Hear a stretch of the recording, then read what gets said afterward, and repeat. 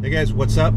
In this episode, I'm going to talk to you about the DCT, the double clutch transmission in the M3. There's always two camps on this. There's the people that say it's better, it's faster, it's more economical, which is all true. It will shift faster. You'll get faster acceleration times. You'll get better fuel economy. It's the best of all of those things.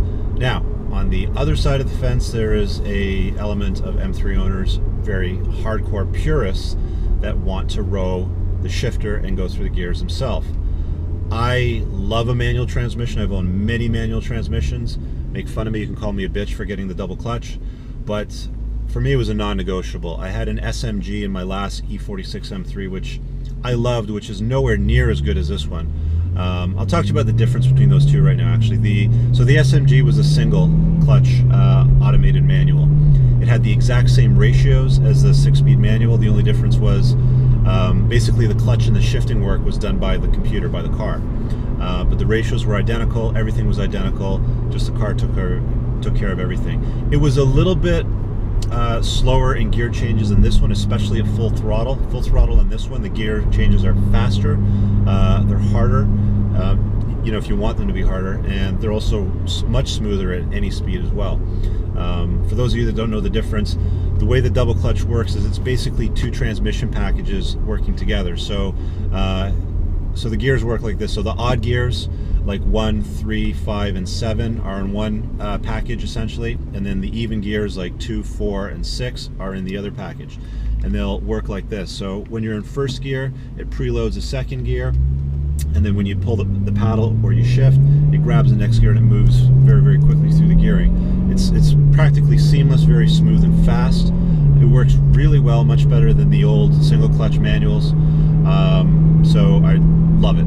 There's absolutely no question that I love it. Again, you'll hear purists, especially on discussion boards, bang on about how they want to row through the gears and it's much more authentic and it's a better feeling. And if that's what you love, then go for it. It really depends on what you're after. If you want something that's a daily driver and you don't want to deal with being stuck in traffic and the clutching and the shifting and all that, that's another reason why I like the double clutch setup. Is it has the benefit of not being not just faster and more economical when you're driving it, but you don't have to fuck around with the clutch pedal and shifting, especially in stop and go traffic, which gets exhausting.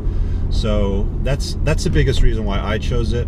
It's a more expensive option, so if you're on the used market looking for them, you'll probably find they cost slightly more. That being said, very reliable transmission. I haven't had any issues with it whatsoever in this car or my last car.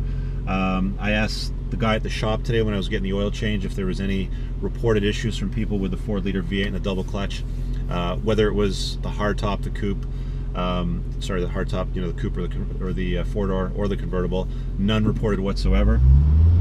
It does have a snow mode, which is kind of interesting in the wintertime. My last one had it as well, where you basically drop the settings for shift speed all the way down to the bottom, and that's considered the snow mode for wintertime, and it starts the car off in second gear. So if it's a slippery road, less chance of you sliding all over the place. I've got snows in this car, so I'd probably never use it. But yeah, that's kind of a summary on the on my long-term feelings on the DCT setup. I can't compare it to anything else because I've never driven the Porsche version, but I've heard that one's slightly better. If that's what you like, go for it. I'd highly recommend it. It's reliable, it's robust. I have heard from some people that the double clutch is stronger for modifying. So if you're going to get into things like supercharging, it's a better transmission to have. I have driven a supercharged M3 with a stick. If you look at one of my earliest videos, a friend of mine's got a 620 horse e92 M3, and we took that for a rip. And I noticed the gearing was a little bit notchy, especially in second gear. It didn't have a lot of kilometers on it, maybe 12 or 15,000 at the time, so it's not like it was thoroughly worn. But just be wary of that. If you're going to do modifying, I've heard on discussion boards that the folks with the double clutch are a lot more robust and used to or happier to be modified. Alright, that's the video. You got any other more detailed questions, throw them in the comments below. Thanks for checking this one out. I'll have another one for you guys next week. Please subscribe to the channel and check me out on Instagram and Facebook if you're not there already. It's just Entrepreneurs in Cars. Thanks again, guys. See you later. Peace!